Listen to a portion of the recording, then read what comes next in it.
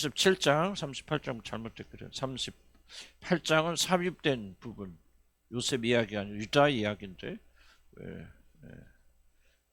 근데 중요한 그런 얘기가 38장이 있고 37장부터 한번 보겠습니다. 요셉의 출생. 그래서 37장 옆에 놓으시고 참조하시고 또 옆에는 여러분의 라이프 스토리 놓고 하나님의 나의 탄생에 대해서 하나님 어떻게 섭리하셨어요. 굉장히 새로운 아이디어를 우리에게 제공해 줍니다.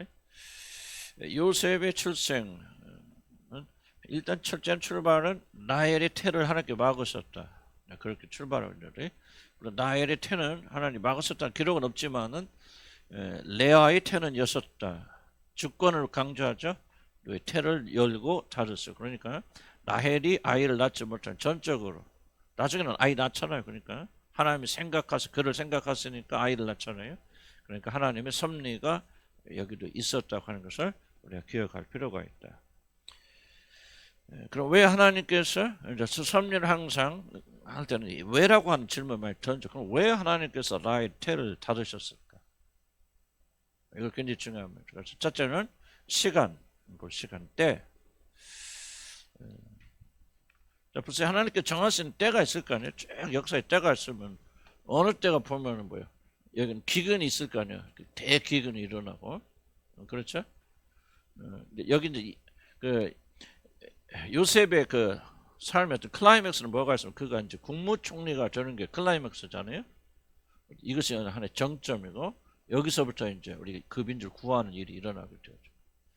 그러니까 하나님 어떤 전체적 계획이 있다면은 요셉은 바로 여기에 맞춰서 태어나서 딱 맞는 그런 그 시간이 맞아 떨어져야 되죠.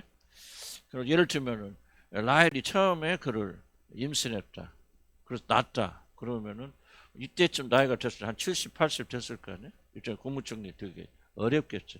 그러니까 만 30세 그 예수님이 그 공생에 들어가는 거 굉장히 비슷한 그런 시간들이거든요. 그래서 하나님께서 여기 딱 맞추려 보니까 하나님께서 정확하게 이 기간은 뭐예요?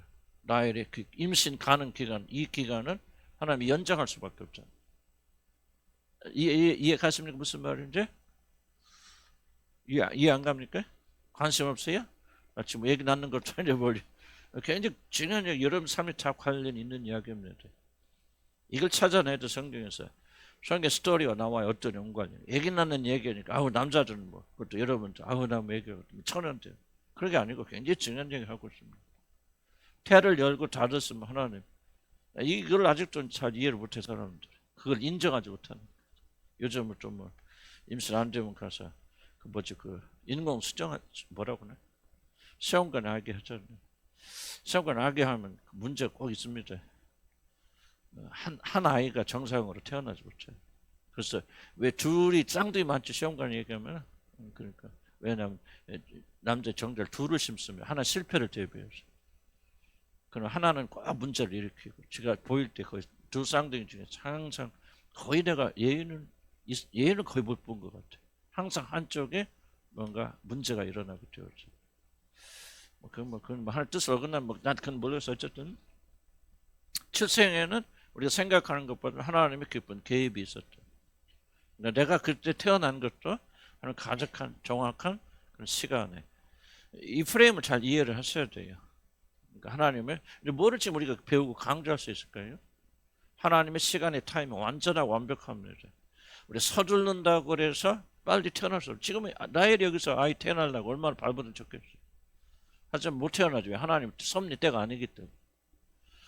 섭리를 배우는 사이 가장 중요한 게 뭐예요? 그래서 인내하는 게 굉장히 중요합니다. 여러분 아무리 급해도 아무리 기도하고 아무리 매달려도 하나님 섭리를 바꿀 수 없어요. 하나님 섭리는 주권이기 때문에. 지금 여러분 왜 급하고 힘듭니까? 하나님 정해진 시간이 아니라 내 시간에 되기를 원하잖아요. 내 시간에 안 되니까 그게 힘들고 그리고 분노하는 것이죠. 그래서 우리가 이 타임은 굉장히 중요한 부분. 왜 우리가 이 타임을 인정해고 받아들여야 됩니까? 이것이 우리 삶에 어떤 관련이 있습니까? 기다리는 거 기다리는. 사실 인생의 많은 실패는요. 하나님 때를 기다리지 못한 데서 일어납니다. 그것도 하나님 섭리 부분 속에 들어갈 수도 있겠지만 저도 실패의 대부분은 기다리지 못해서 다급해서 성급해서 서둘러서 일어나는 생각해야 돼. 기다려야 돼. 저는 뭐 특별히 굉장히 많은 손해를 많이 봤습니다. 그래서 이 점을 기억해야 돼. 아무리 노력해도 섭리따를 창출할 수 있다 없다? 없다는 거죠. 그럼 왜 그렇게 하나님께서 길게 그렇게 잡으셔? 또 다른 이유가 있죠. 두 번째는 뭐 다 안 읽어도 그냥 시간 없으면 다 못 읽어도 두 번째 이유는 라헬이 누구를 남자? 라헬이 어쨌든 라헬이 요셉을 내잖아. 요셉은 누구의 상징이야? 예수님의 상징이잖아요.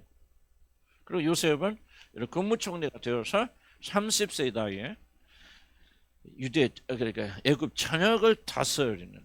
그런데 여러분 창세기 보면요, 요셉이 다윗과 같이 그냥 실수를 저지르거나 또는 그런 바로나 백성들하고 부딪혔다는 얘기나 그런 게 없어요. 전부 몇 세대가 지낼 때까지도 애국 국민들이 요셉을 존경하고 요셉의 집을 알고. 참 희한한 게 나오는데. 그럼 여러분 이제 이걸 기억해야죠. 요셉은 굉장히 상당한 인격을 가지고 있었다는 사실을 말해야죠. 보디발의 집에서도 인정물 하나님 함께 하시는 거 맞긴 맞지만 막무가내인 사람과 하나님 함께 하시는 거 그런 거 안 되죠. 감옥에 들어가서도 인정받죠. 바울의 공에 들어가서도 인정받고 모든 사람 신하들 존경받죠. 한마디 그 인격이 완전히 갖춰져 있습니다. 이런 질문 던져야죠. 그럼 나머지 야곱의 아들도 어떻습니까? 속된 말 개차반이거든요.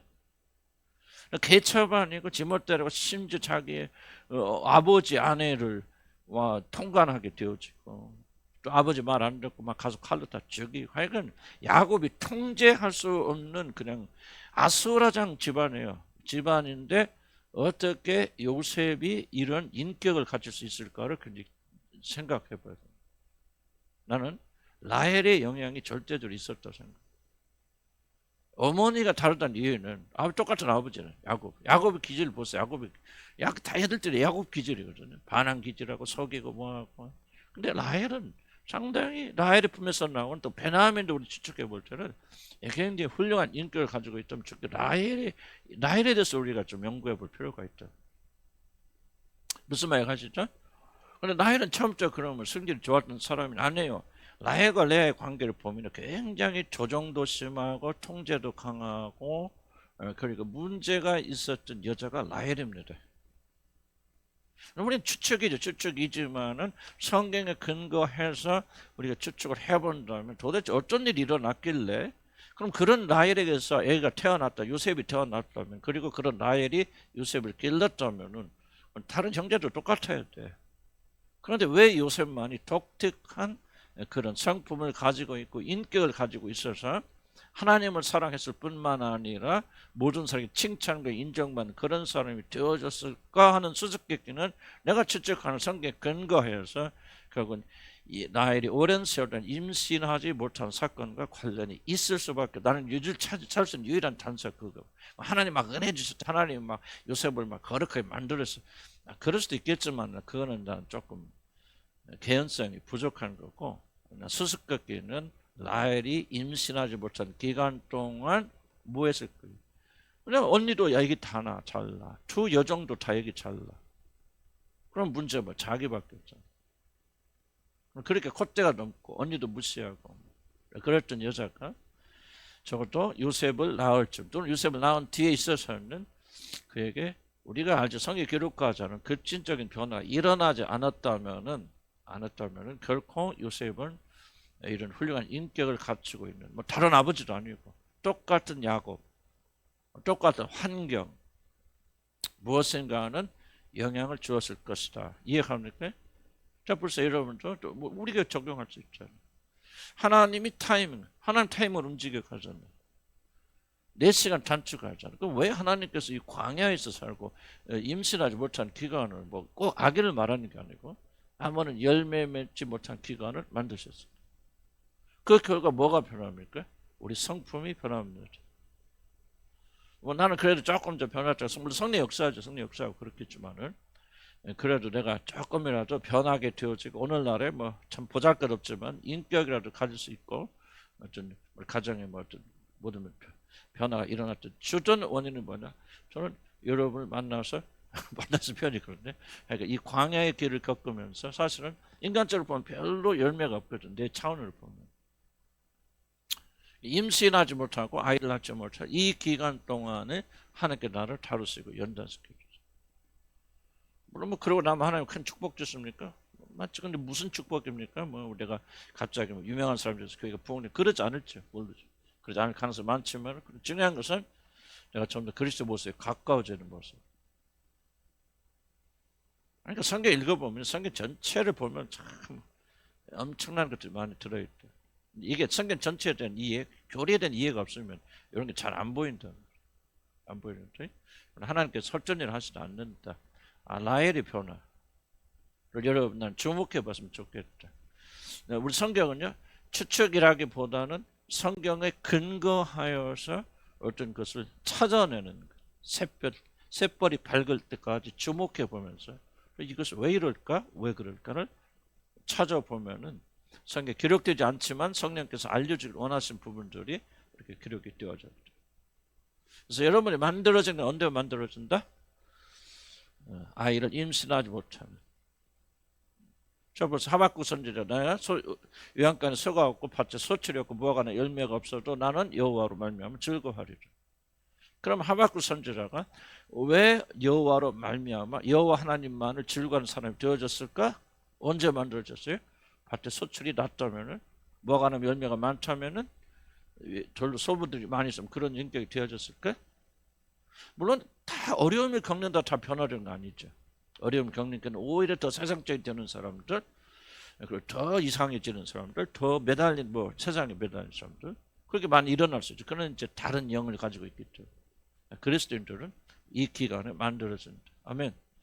여러분이 그 스토리를 잘 이해를 해야 돼요. 라헬의 스토리를.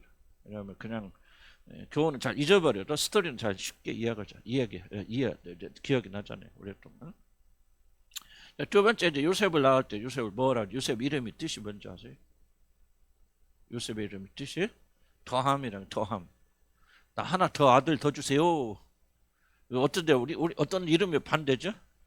딸을 많이 낳으면 뭐죠? 딸 그만. 진짜 그런 이름이 있었어요. 들어서 딸 그만. 요즘만은 스톱 멈춤 정지 막 김정지 아니 그럼 뭐예요? 예를 들자 그런 이름이 김정지 딸 그만 낳아라. 근데 여기는 요셉을 지을 때 아들 더함 그렇게 붙였잖아요. 그러니까 아들을 더 주세요. 더함이라는 뜻을 요셉이 가지고 있어요. 더 붙여 더 주세요. 근데 여러분 이것도 그냥 이름이 그렇구나 끝나면 안 되고요. 성경 이해하려면 그 주변을 잘 이해를 해두면 돼요. 그 당시 사람들에게서 이름은 엄청나게 중요한 거죠. 여러분 그 당시 사람들 신앙과 우리 신앙이 어떻게 다른지 여러분 보세요. 야곱이 그리고 야곱의 어머니 리브가가 야곱의 아버지 이삭의 축복 기도를 받기 위해서 장자권을 빼앗아 오기 위해서 여러분 목숨을 걸었잖아요. 그것도 잘못하면 저주받아 죽잖아요. 여러분 라헬이 왜 일찍 죽죠? 일찍은 아니지만 노사는 왜 죽죠? 그는 아버지 드라비를 훔치고 누굽니까? 남편이 저주하죠. 누구든지 그것을 훔친 자고 나는 죽을 것이라 하고 저주하잖아요. 그 저주 때문에 죽습니다. 라헬이 일찍. 노산하기 때문에 또 그 원인도 있겠고. 그렇겠지만 잘 들어보세요. 그래서 만약에 야곱이 그 거짓말하다가 아버지에게 들켜서 아버지가 저주해버리면요. 그대로 됐을 거예요. 리브가도 자기 목숨을 그렇게 하죠. 중요한 점은 그러면 야곱이 그 기도 받아가지고 얻은 게 뭐예요? 에서가 받을 모든 재산이 야곱에 아니거든요. 하나도 넘어온 게 없습니다. 야곱에 그래도 조그만 몫이라도 줄 것을까지 해서 에서는 세상적으로 완전히 성공한 사람이고요. 400명의 군대를 거느리는 부자 중에 부자가 되어 있죠. 결국 아무것도 아니에요. 세상적인 차원에서 보면은. 중요한 질문은 그렇게 아무것도 아닌 것일 수 있는 그 기도 한번 받으려고 그렇게 목숨을 겁니까? 이게 고대인이에요. 고대인들의 신앙. 우리하고 엄청 다르죠. 우리가 그런 사람 누가 있어? 맞아 목사님 축복기도 한번 받으려고 막 목숨 걸고 막 그런 사람 없어요. 중요하게 여기지 않아요. 하나님 축복한다 대간 내가 열심히 일해야지. 저는 그런 생각이. 근데 고대인들은 아니에요. 모든 우리의 운명의 축복이 하나님 축복에 달려있다. 아버지에게 장자로서 축복을 받으면 나는 이 세상에 성공하는 거고, 그렇지만 나는 실패하고 나는 비참하게 죽어.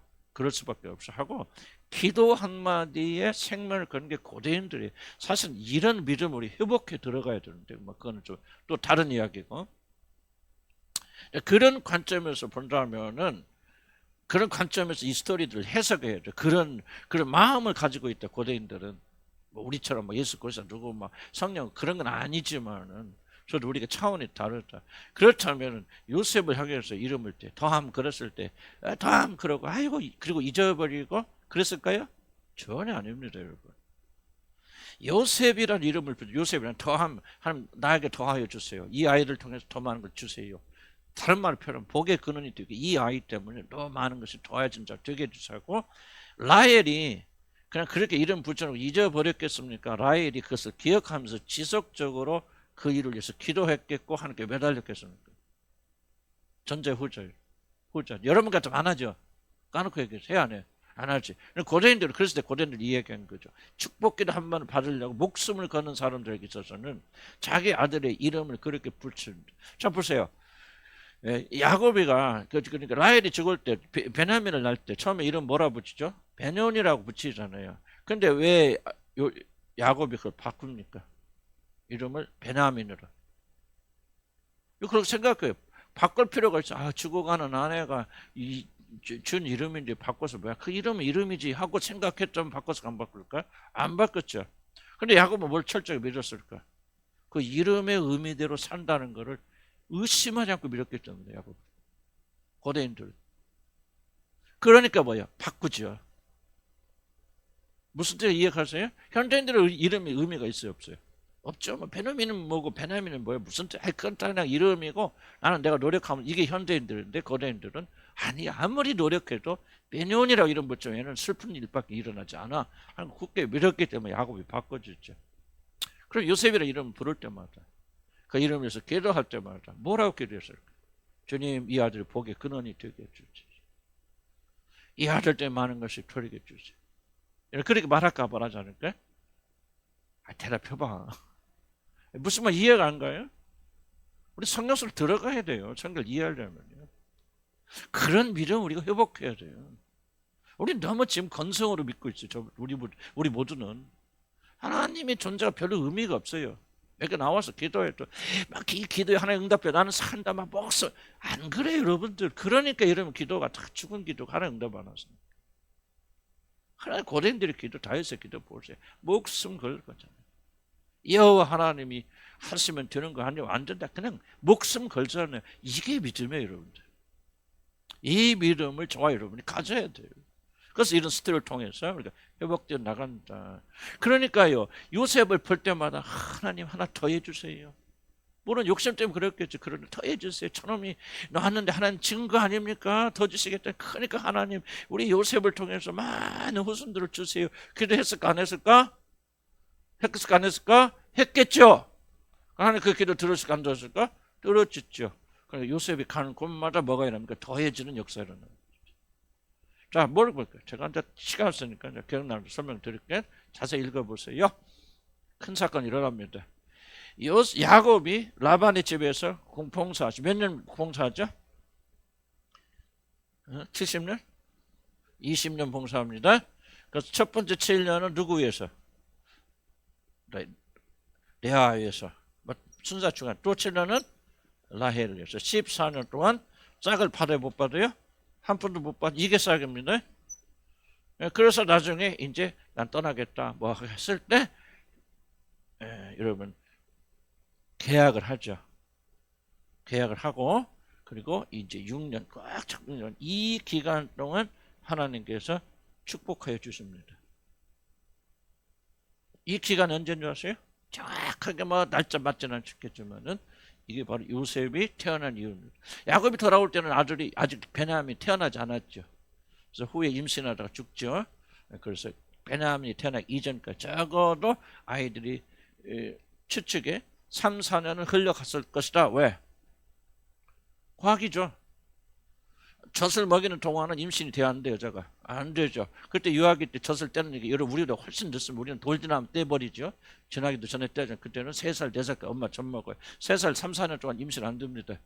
그러니까 적어도 우리는 아무리 못 흘러갔어도 이 야곱이 돌아오기 전에, 이스라엘 돌아오기 전에 적어도 3, 4년 동안 이때가 뭐예요?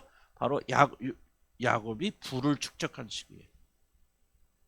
그럼 뭐 때갑니까? 정확하게 요셉이 태어난 이후부터 야곱이 비로소 자기 재물을 쌓기 시작합니다.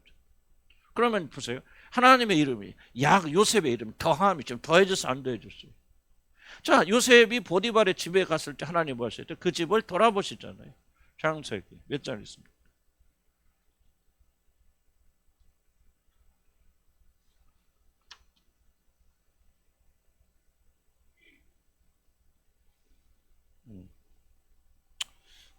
보디발 39장 2절 반복 39장 5절 볼까요? 보디발의 집에서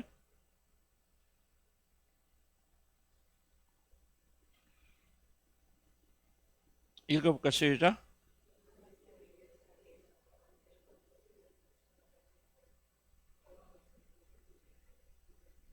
자, 누구를 위하여? 요셉을 위하여. 그 요셉은 복의 근원이 되는 거죠.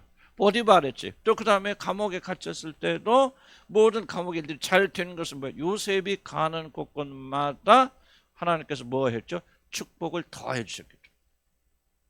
그럼 요셉 이름이 의미가 있어요, 없어요? 있겠죠. 그게 어디서 나와요? 라헬이 임신하지 못한 이 기간 동안 하나님께 기도하고 매달리고 간구하고 또 태어난 이후에 라헬의 기도가 굉장히 강력하게 영향을 했기 때문에 요셉이 복의 근원이 되었을 뿐만 아니라 그의 인격이 30세 국무총리가 되을 수 있는 이런 뭐 표지됐을 거 아니에요. 요셉은 자기 아내 위에 다른 여자가 있었어요, 없었어요? 한 명도 없었어요. 다윗과 솔로몬은 수십 명, 수백 명 됐죠. 그런데 요셉은 어떤 여자로 가까이 하지 않았어요. 그의 인격과 성품과 이분이 어디서 나오냐? 나는 라헬의 영향이 절대적이라고 생각해요. 왜 그랬어요? 아까 나이를 낳지만 좀 고통의 기간 동안 그는 낮아졌고 겸손했기 때문에.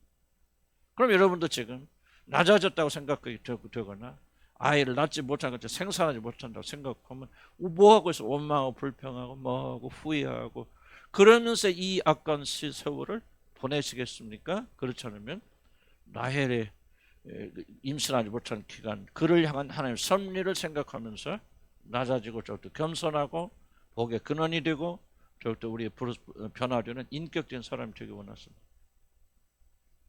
물론 결정은 여러분이 하시는 거죠. 하나님께 역사로 억지로 하지 않습니다. 그것을 깨닫고 그렇게 간 거 소원하게 될 때 성령께서 여러분의 역사하셔서 이 기간 동안 어떤 열매가 없어도 괜찮아요. 하박국 선지자처럼 여호와 하나님 한 분만을 기뻐하고 즐거워하는 인격적인 사람 라헬같이 그렇게 성질머리 더러운 여자가 그 안에서 태어난 요셉이 그렇게 경건할 수 없는 놀란 아름다운 열매가 맺히죠. 아멘. 이건 이제 여러분 부러워해야 되는데 부러워하려면 거듭나야 되고 그리고 성령이 역사하세요. 이게 동기부여가 안 되면 아무런 의미가 없어요. 이게 부럽지 않다면 그건 내가 못하는 거예요. 성령만 하시고 하나님 하실 수 있는 것이지. 나도 좀 라헬처럼 이 기간 참고 견뎌야겠다 하는 결단할 수 있는 힘은 누가 주십니까? 하나님께 주시는 거예요. 여러분 스토리 살아있습니다. 성경 스토리는. 오늘 그대로 익선을 하고 있어요. 두 번째 라헬의 죽음 볼까요?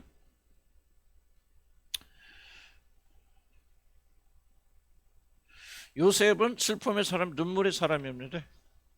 몇 살에? 적어도 아무리 그냥 한다면 제가 볼 때는 요셉이 적어도 6살, 7살 뭐 정확히 설명할지 모르지만 그쯤 돼서 어머니를 잃습니다.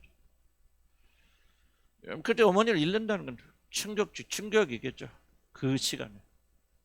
야곱이 많은 사랑을 받았지만 그러나 어머니 부재 그 일로 인해서 어머니 부재로 인해서 뭡니까? 많은 핍박을 받게 되죠. 라헬이 그리 있는데 자기 자식을 자기 몸에 사는 자식을 핍박할 수 있어요? 방패막이가 드는데 못하죠. 그러니까 요셉이 굉장히 많은 어려움을 겪고 특별히 누구에게 가서 기르죠? 요셉은 야곱이 안 기르고 종들과 함께 길러줍니다. 종의 자녀들과 함께. 첩의 아들 틈에서. 그러니까 한 5살, 6살짜리가 그 첩의 아들들에게 보내줘서. 왜 야곱은 라헬 저 어린 베냐민을 길러야 되니까. 그러니까 생각해 유치원, 중학교, 초등학교 들어가기 이전에 그가 어디로 보내줘요? 자기 또 편애하니까 막 원수같이 취급하는 그런 종들에게로 보내줘서 거기서 17년, 17세 줄 10년 이상, 10년이 뭐야? 12, 13년을 그렇게 눈칫밥 먹고 살았다. 그런데 그 사람이 국무총리 되잖아요. 나는 뭐 어디 집에 보내줘서 막 아직도 그런 생각합니까? 막 어렸을 때 어디가 눈칫밥 먹고 뭐고 막 그래서 내가 이렇게 그건 변명도 아니죠. 그건 잘못된 생각이죠. 그럼 요셉 어떻게 돼요? 그럼 요셉의 어머니 죽음에 대한 그런 라헬이 죽음에 대한 그런 하나의 섭리도 있을까?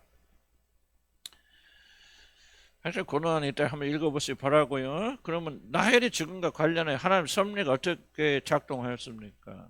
한마디로 말하면 라헬이 죽지 않았으면 요셉은 어디로 가지 말아요? 애굽으로 가지 않습니다. 못합니다. 아주 결정적인 거죠. 결정. 라헬이 죽었기 때문에 보호막이 사라지고 그리고 형제들이 그를 시게 해서 팔아버리고 아니 라헬이 있었다면 그 일은 못 일어났죠. 목숨 걸고 라헬이 지켰을 거 아닙니까? 목숨 걸고. 그런데 방패막이 사라져 버리니까 그는 팔려나갔을 것이죠. 왜 베냐민은 안 팔아? 베냐민은 그런 존재가 아니라 그렇기도 하겠지만 야곱이 지키고 있잖아요. 야곱이 키우잖아요. 막내니까. 그래서 성경에 뭐합니까? 그 아이와 나의 목숨 하나로 묶여 있으니 아버지와 아이의 목숨을. 아이인데 베냐민이 아이가 아닙니다. 그때 사실은 베냐민은 자식 8명이나 돼요. 그래서 애굽으로 들어가게 될 때 제일 많은 자식을 데리고 간 게 베냐민이에요. 베냐민은 이미 장가를 가서 뭐합니까? 8명이나 자녀가 있어요. 그런데 뭐라고 표현합니까? 형들은 아이라고 표현하죠. 그 아버지와 그렇게 관련해서. 요셉은 그게 이제 없었다. 그 밑에 35페이지 밑에서 한 5절 볼까요? 그러나 핵심적인 사실은 만약 라헬이 죽지 않았다면 그 형제들이 요셉을 절대로 애굽에 팔지 못했을 것이고 그렇다면 그는 애굽의 총리가 되어서 자신의 민족 구원자가 될 수 없었을 것이다. 물론 라헬은 노년에 해산을 하다 죽고 아까 전 남편 저주받아 죽습니다. 그러나 하나님 어머니 라헬의 죽음으로 인하여 보호자를 잃은 요셉이 형제들의 미움을 받고 이건 하나님의 섭리죠. 그러니까 뭐 죽지 않도록 막지 않으셨으니까 사실은 그가 일어나서 그래서 형제들의 미움을 받게 하시고 그들의 손에 팔려 애굽에 들어가도록 하셨어요. 한마디로 라헬이 죽음이 없었다면은 하나님의 섭리 뭐죠? 그를 국무총리로 애굽의 국무총리로 삼아서 그 자기 민족 야곱의 12아들의 부족들을 살리려고는 하나님의 계획. 그리고 그 후에 예수 그리스도를 통해서 온 인류. 그때 그 민족이 물절됐다면 예수 그리스도는 이 땅에 오시지 못하잖아요.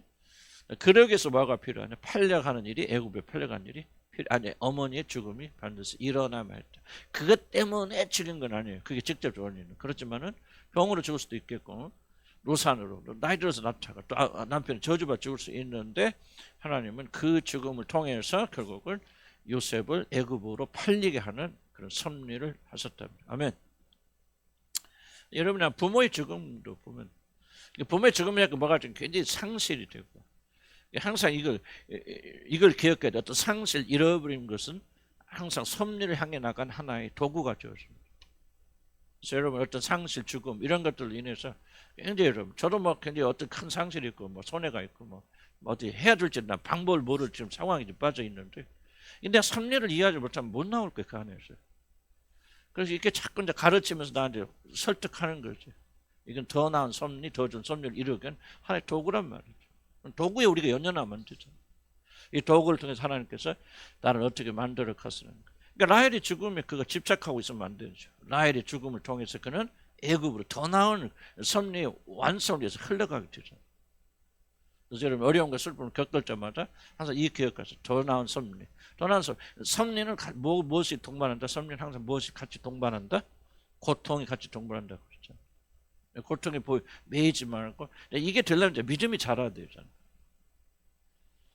여기는 뭐 국무총리니까 좋은 자리지만 그러나 우리는 또 국무총리가 아니잖아요. 더 나은 인격을 위해서 보이는 어떤 그런 이득이 없는 경우도 대부분이기 때문에 그런 그 가치가 변화가 돼야 사실은 우리가 믿음을 우리가 성장할 수 있는. 그래서 믿음은 무조건 잘 되는 것이다. 막 이러면 내가 이렇게 요셉처럼 참고 그냥 국무총리가 되고 막 그때 대박 칠 거야.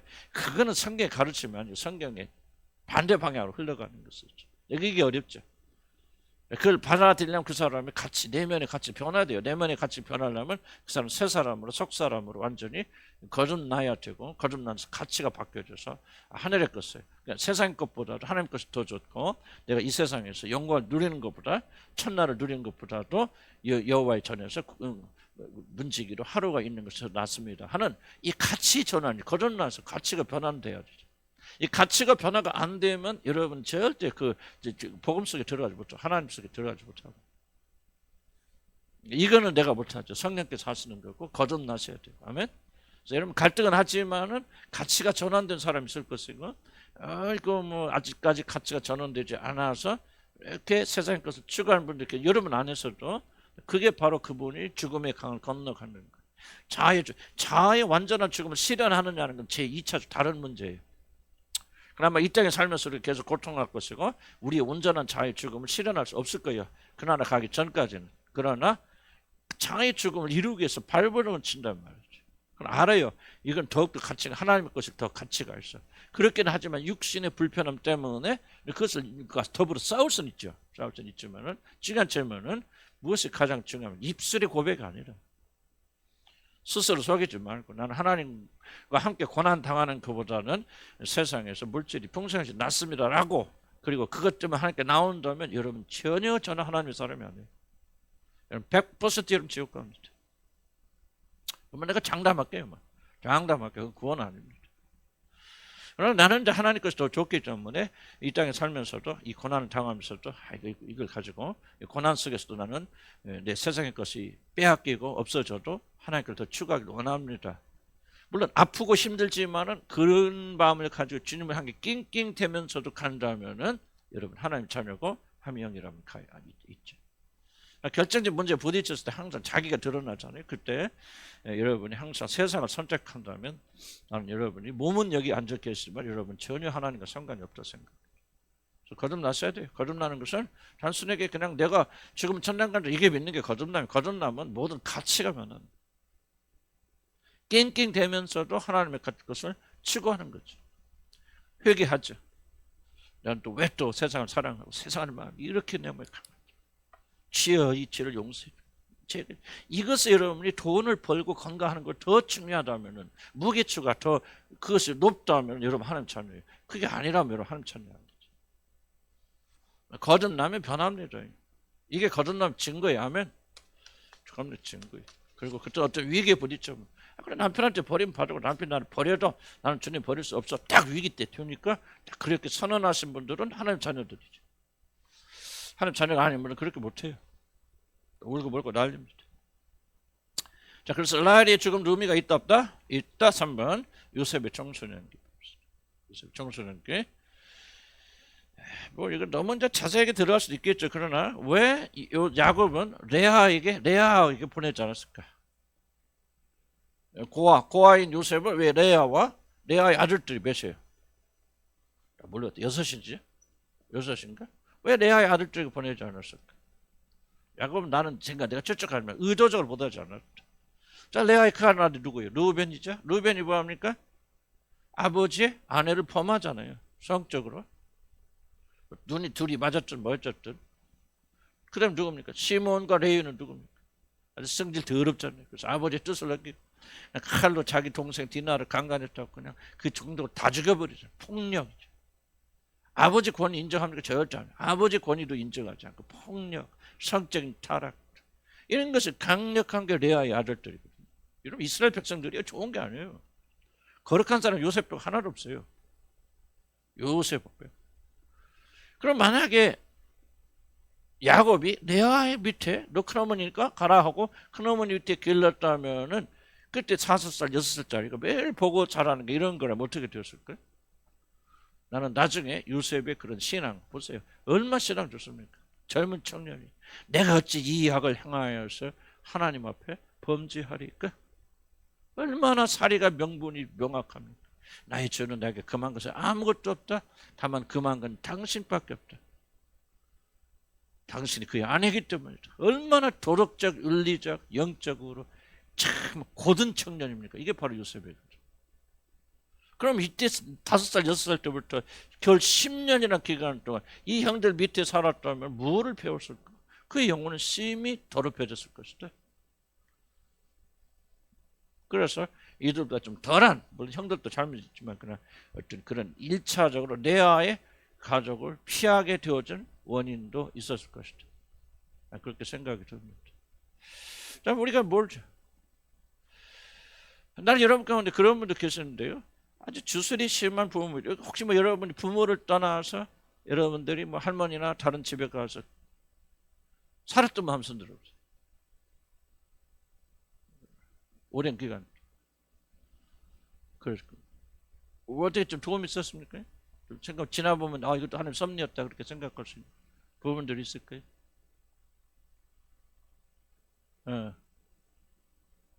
는 뭐를 말씀드리고 싶냐면은 내가 정상적으로 우리 엄마 아빠가 나를 좀 기르지 못하고 요셉처럼 이렇게 좀 요셉의 경우는 이제 고아가 돼서 그렇지만 어떤 형편이든지 다른 곳에 보내줬다고 하는 것도 잘 살펴보면 하나님의 놀라운 섭리가 있을 수도 있다. 좋건 나쁘건. 그런 걸 여러분들이 굉장히 잘 발견해야 돼요. 왜냐하면 여러분의 인생과 화목하지 못하면 하나님과 화목하지 어렵습니다. 왜냐하면 여러분 인생이 어려움에 최종적인 책임을 누구한테 가죠? 하나님께 돌리면서 하나님 원망하거든요. 그렇네. 그게 하나님 은혜였네. 하나님의 그런 뜻을 가지고 그런 것을 나를 보내셨었구나. 그런 그 어떤 저는 어렸을 때부터 뭐 다른 곳에 간 적은 없었지만 하여튼 제가 태어났을 때는 우리 어머니가 인생의 전성기, 저 대하, 지경 사셨는데 그때는 아주 그냥 그때 춘자의 전성기 때 내가 태어났어요. 그래서 모든 게 안정이 되어졌고, 모든 것을 좀 정말 우리 어머니 인생의 최고로 안정된 시기에 태어나서 그나마 저도 굉장히 좀 안정된 그런 성품과 인격을 그 외에도 좀 환경 교육 때문에 많이 어려워지긴 했지만은. 그때 그 당시에 내가 태어났다는 게 얼마나 감사한지. 그러니까 좀 그런 지나고 아무것도 아닌 것 같지만은 지나고 보면 이게 하나님의 섭력, 하나님 이런 구체적인 계획 이걸 발견해야죠. 하나님께 나를 그냥 버려두신 게 아니구나. 구체적 구석까지 하나님께서 나의 삶의 어린 시절까지 개입했구나. 그래서 우리는 뭐를 배웁니까? 계속 심리학을 배우면서 우리가 얼마나 어렸을 때 버림받았는가 상처받는가 계속 거기에 초점 맞추잖아요. 그래서 아마 우리도 모르게 부정적인 생각이 들거나 대학기 때 그때 이런 거절감이 있어요. 저런 거절감 당했어요. 우리 엄마가 나를 그때 지우려는 생각을 했었어. 그런 생각 안 해본 사람 누가 있나 엄마 중에서 힘들 때 앞섰으면 좋겠다. 그런 생각으로 나를 이런 식으로 전부 부정적인 생각들을 많이 하잖아요. 사실은 심리학에서 찾는 것들은. 근데 섭리는 거꾸로 가거든. 거꾸로. 어떻게 그런 부정적인 여건 속에서도 하나님께서 우리를 지키시고 인도하셔 보호하시고 섭리에 오셨는가 이게 완전히 각도를 뒤집어 놓는 거예요. 이 차이점 이해가시죠? 그러니까 그 사람이 기쁘고 즐거워 감사한 거. 그때 그렇구나. 내가 그때 왜 우리 어머니가 나를 할머니한테 보냈는가. 어머니 분명 나이 이리 청소년기 자랄 때 이런 인격의 구매 그런데 그게 아니었구나. 오히려 하나님께서 그런 곳에 보내셨어요. 우리 아내도 우리 사모님도 똑같은 경우였어요. 어렵고 힘드니까 보냈는데 할머니한테 할머니 영향을 굉장히 할머니는 내가 지금까지 여자 중에서 유일하다는 좀 표현이 그렇지만 정말 참 마음에 들고 참 인격적이고 본받고 싶고 사랑하는 분이 누구냐 우리 집사람 외할머니예요. 정말 정말 너무 사랑과 그런 분은 내가 정말 마음에 품고 존경하는 분이거든. 그래 우리 장모님 내가 별로 존경 안 해요. 나중에 친해지고 그랬긴 했지만은 그런 생각을 해. 이게 하나님 다 섭리가 있다.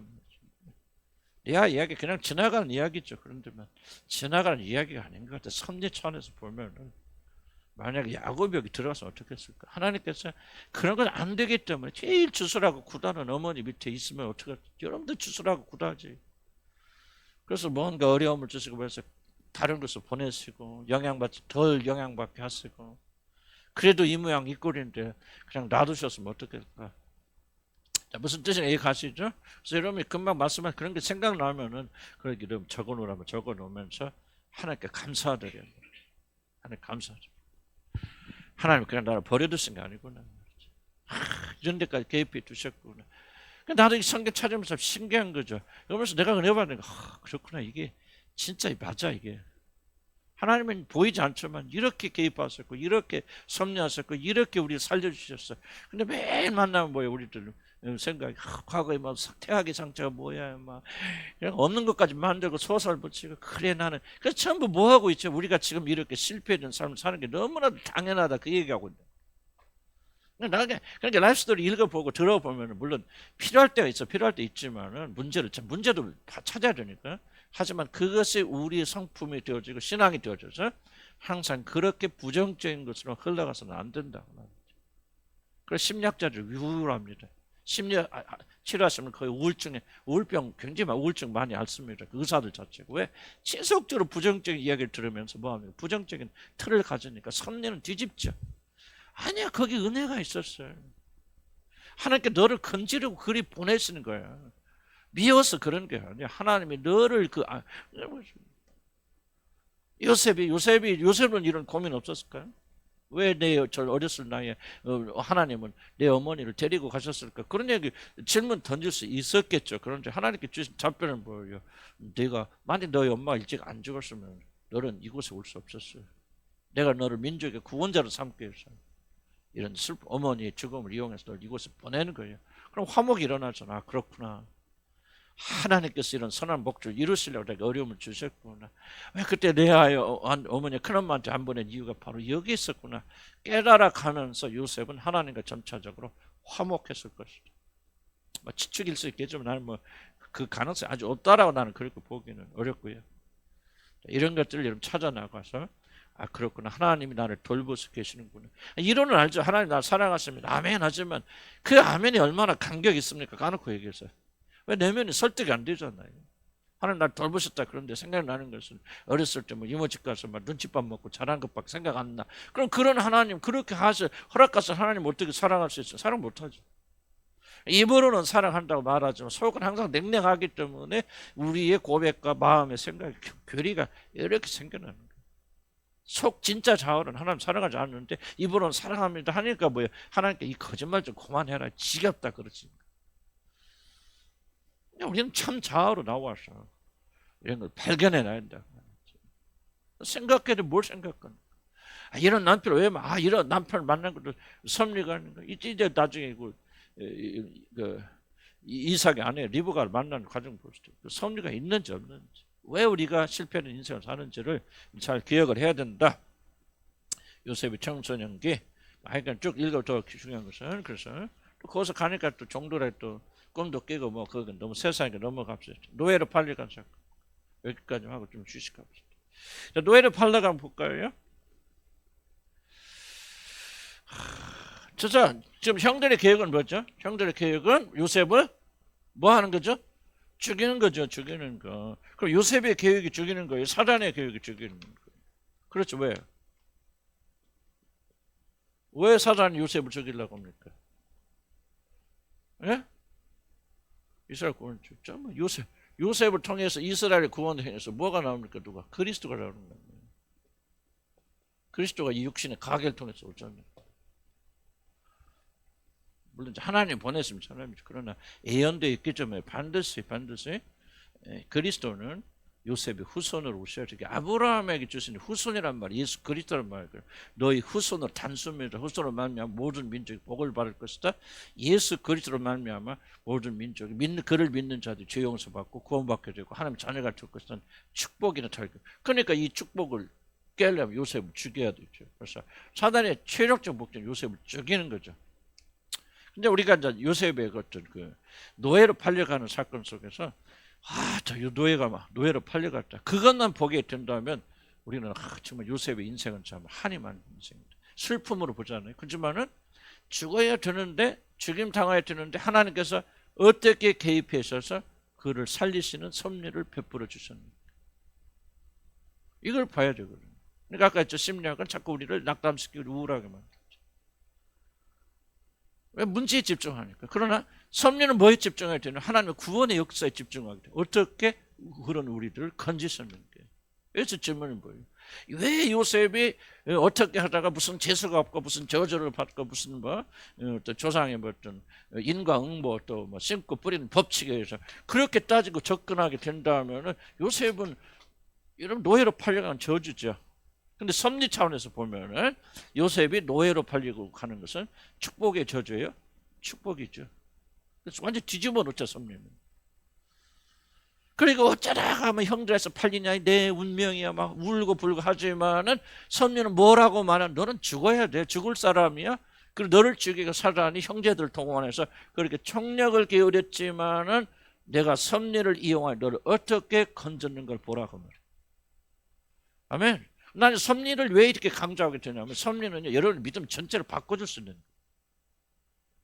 우리가 본 지평선, 호라이즌은 지평선을 확 뒤집어 놓는 게 섭리라는.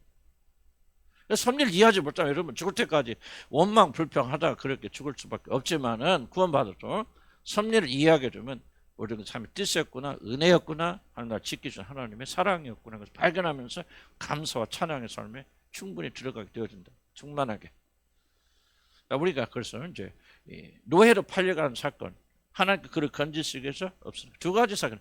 자, 누가 개입해서 이걸 살립니까? 형제들은 죽이려고 그러지만은 르우벤이 그리고 유다가 개입합니다. 유다가 왜 개입하는지 난 정확히 이해가 안 돼. 그렇지만 르우벤은 확실한 심리적 근거가 있습니다. 르우벤이 왜 요셉을 살리려고 그렇게 발버둥쳤을까? 여러 가지 있지만 내가 이제 나는 심리학을 조금 공부했기 때문에 그 추측에 들어간다면 르우벤은 양심 가책 때문에 그랬을 가능성이 많다. 르우벤이 뭐죠? 자기 아버지 첩하고 어머니잖아요. 어쨌든 명식상이 첩이지만 그 어머니하고 통관하잖아요. 그럼 길티가 죄책감 있을까 없을까? 많이 있겠죠, 죄책감. 그렇기 때문에 뭐합니까? 르우벤이 일어나서 아버지에게 고통을 주지 않겠죠. 뭐 그렇게 효자입니까? 그렇게 효자가 아버지 아내하고 통관합니까? 아니, 그건 아니겠죠. 그런데 이떤 죄책감이 르우벤으로 하여금 요셉이 죽이는 것을 가로막게. 나는 그렇게 그것만 맞다, 막 아니다, 막 그렇게 할 수, 성경 안 써 있으니까. 그러나 추측해 볼 때 하나님은 르우벤을 뭐를 이용하죠? 죄책. 자, 보세요. 하나님 섭리라고 해서 무조건 기계적으로 하는 섭리가 아니에요. 아무런 원인도 없는데 르우벤이 갑자기 하나님께서 팍 집어넣어갖고 내가 목숨 걸고 이 요셉을 지켜야 되겠다, 그렇잖아요. 뭔가 그런 결단 내릴 만큼 내릴 수 있는, 내려야 되는 어떤 환경들이 그 안에 이미 조성되어 있고 하나님께 이걸 이용하셔서 그의 마음속에 요셉을 건지려는 그런 마음을 주신다, 저는 그렇게 생각합니다. 그래서 너무 깊게 펼 필요 없어요. 우리는 뭐를 배우냐면 하나님의 섭리가 어떻게 환경을 이용해서 역사하는가를 그런 정도만 이해하시면 되겠다. 정말 이거 맞다 안 맞다 막 이거 구원과 상관이 없어 이렇게 하지만은 하나님의 섭리를 좀 폭넓게 이해하려면 이런 부분을 반드시 이해할 필요가 있다. 자, 그래서 르우벤이 통해서 개입하십니다. 그래서 르우벤이 뭐 때문에 그 양심 가책, 아버지의 아내를 범했다는 죄책감이 결국, 이런 경우 상당히 많습니다. 어떤 죄책감이나 이런 것들이 한 섭리의 어떤 한 도구로 쓰임받게 되어지는 그런 역사가 좀 이렇게 되고, 유다가 왜 유다를 통해서 하는 잘 몰라요. 어쨌든 하나님께서 그를 하나의 도구로 쓰시게 되어지는. 그러니까 타이밍 한번 볼까요? 타이밍. 자. 근데 만약에 그동에 가둬놨지만은 만약에 그를 사서 예굽으로 가서 보디발에 파는 사람을 만나지 못하던 그런 거기서 죽었을지 모르고 또는 다른 나라로 갈 수도 있겠죠. 그런데 하필 그 시간에 그 사막에서 사람이 살 수 있는 공간에서 예굽으로 향해 가는 미디안 사람들, 장사들 만나서 그들에게 팔고, 하필이면 그가 누구에게 팔고? 보디발에게 팔고. 여러분, 섭리는요 어찌 생각 무섭다는 생각이에요. 1000가지 중에서 하나만 틀어줘도 이거 안 일어나요. 일어날 수 없는 거예요. 자, 요셉이 국무총리가 됐을까지 우리 변수라고 그럽니다만, 만약 그 하나의 사건이 틀어지면은 국무총리가 될 수 없는 일들이 몇 가지는 나는 몰라요. 그러나 수백 가지가 될 거예요. 그래서 하나만 틀어지면 결코 요셉은 국무총리가 될 수 없어요. 그럼 하나님께서 전지자는 능력으로 섭리하시기 때문에. 자, 미디안의 그 미디안 사람들이 광야를 지나가 많은 것도 아니에요 그때. 그런 사람들이 왜 하필 지나가다가 요셉이 갇히는 구덩이 앞을 지나가냐 그 말이에요. 길이 그때는 뭐 고속도로가 있는 것도 여러 가지 길들이 있을 거죠. 왜 하필 그 시간? 하루만 일찍 왔더라면 요셉 못 만났을 거 아니에요. 며칠만 뒤로 갔더라면 요셉이 죽든지 뭐였든지 끝났을 거 아니에요. 왜 하필 정확하게 가는 거예요. 온 우주 만물이 우리가 측정할 수 없는 정확성을 가지고 움직이는 그 하나님께서 섭리의 정확성을 이름 이해하셨죠. 왜 이것을 제가 계속 말씀드리냐면은 이런 것들 들어서 믿음이 쌓이게 될 때 여러분 그렇구나 하나님 통치하시고 하나님 다스리시고 하나님 섭리하시는 정확무하구나 그러면서 여러분 뭐하냐 인내하고 기도하시는 믿음이 더욱더 만들어집니다. 내가 서둘릴 필요가 없구나 내가 막 급하게 생각하면 안 되는구나 이런 정확성을 가지고 섭리하신 그분께서 내 인생을 섭리한다면 왜 내가 염려하고 두려워하는가 믿음이 없어서 그러는구나 하고 용기를 가져다 믿음을 가져다 준다. 그래서 하나님의 제가 좀 이거 뭐 구원과 관계없는 일인지 모르지만 왜 이렇게 세세하게 자세하게 이렇게 탐정이 무엇을 하는듯이 이렇게 말합니까? 바로 여기서부터 이런 믿음이 일어난다. 평소에 생각할 수 없었고 생각하더라도 그냥 지나갔던 얘기들 한번 진지하게 앉아서 생각해 보라 그 말이에요. 미디안의 그 장사들 왜 지금 이 시간에 그 하나님 섭리 아니면 무엇을 설명하겠냐고. 그런 하나님이 나의 삶을 통치하고 계신다면 나의 삶 속에서 실수가 있겠어요 없겠어요? 없죠. 그런데 우리가 그걸 믿지 못하기 때문에 두려워하고 하나님 원망하고 불평하고 그렇게 나간다 그 말이에요. 하나님이 여러분의 삶을 통치하고 계신다 섭리하신다 사실을 도대체 몇 명이 믿고 있나 그 말이에요. 그렇게 하지만 여러분의 삶 속에서 그 말씀이 적용될 정도로 자세하고 세밀하게 여러분 그걸 믿고 있느냐 그 말이죠. 믿는 자들은 전혀 다른 삶 살 수 있겠죠. 평강하며 살 수 있고 예수님처럼 뵙고물에서 우리가 주무실 수 있는 그런 평안 이 험악한 세상 속에서 윤석열 대통령 저도 뭐 한참 많이 불안하고 그래서 그러나 가만히 보면서 이것도 하나님 섭리 안에 있구나 통치하신 게 있구나 지금 돌아가는 거 보니까 해석이 되는 거죠. 지금 윤석열 대통령 지금 막 우파에서 막 데모하는 사람들은요 뭐 합니까? 자기들이 가서 막 광화문에서 막 데모하니까 이렇게 기류가 바뀌고 있다. 천만의 말씀이죠. 나 그 기가 막히잖아요. 지금 완전 우파 죽어야 돼. 이재명이가 다음 대통령 되고 이제 대통령 되면 나랑 완전 썩대밭입니다. 막을 법령이 없어요. 국회에서 좌파 법 계속 만들고 지금 뭐요? 전부 카톡도 다 검열한다고 그러잖아요. 지금 이번에 통과를 또 하는 법이 뭐합니까? 그 뭐죠? 그 여론조사 그거 하는 것도 다 검열하겠다는 거예요. 그럼 대통령이 되면 뭐예요? 이제 뭐 여러분 자유, 종교 자유 아무것도 없어집니다. 모든 법을 대통령 다 인정하죠. 지금까지 말한 것은 국회에서 막 하면은 뭐야? 윤석열 대통령이 거부권 행사하잖아요. 안 해. 그러면 안 되고 이제 국회 3분의 2가 안 된단 말이에요. 그런데 이제는 거부권 행사 안 한단 말이에요. 이재명 때문에 무려 이번 만들어 저번 만들어 전부 나라 완전히 여러분 파토납니다. 그런데 하나님께서 지금 이렇게 하시는 거 보니까 그래도 하나님 뭔가 섭리가 있구나. 어쩌면 윤석열 대통령이 자기 욕심 때문에 자기 두려움 때문에 미친 짓을 했죠. 나는 미친 짓 했다고 생각해. 계엄을 선포했는데 계엄을 선포하고 이렇게 재판하는 과정에서 이게 다 뭐 투표 가지고 난 그건 다 큰 거 없다고 생각해. 나 다 100% 맞다고 생각하잖아요. 그런데 뭐야 이거 하면서 국민들의 여론이 새롭게 쳐서는 그래서 그런 게 있었구나. 좌파 정권이 이거 들어서 만들겠구나. 지금 만들어지고 있잖아요. 이게 뭐예요? 하나님의 섭리라 그랬더라고요. 그러니까 이런 믿음을 가지고 있으면은 우리가 나라가 위태하고 개인이 위태할 때도 안심할 수 있죠. 두려움에서 벗어날 수 있잖아요. 모든 게 하나님 뜻대로 되는구나. 참고 견디고 인내하자는 말이죠. 이런 세밀한 것까지 다 적어놨어. 한순간 그랬구나. 그냥 오늘날 우리는 생각 없이 그냥 요셉이가 그냥 뭐 잡혀갔다 그냥 국무총리 이게 아니구나. 300이 됐건 400이 1000가지가 됐든지 간에 이 1000가지 모든 요소들이 하나로 그 중에 하나만 이러면 되지 않아 틀어졌더라면 그가 결코 보디발의 집이 아니고 다른 집에 팔려갔어 봐봐. 그가 어떻게 애굽 왕의 꿈을 꿨을 때 들어가서 해석합니까?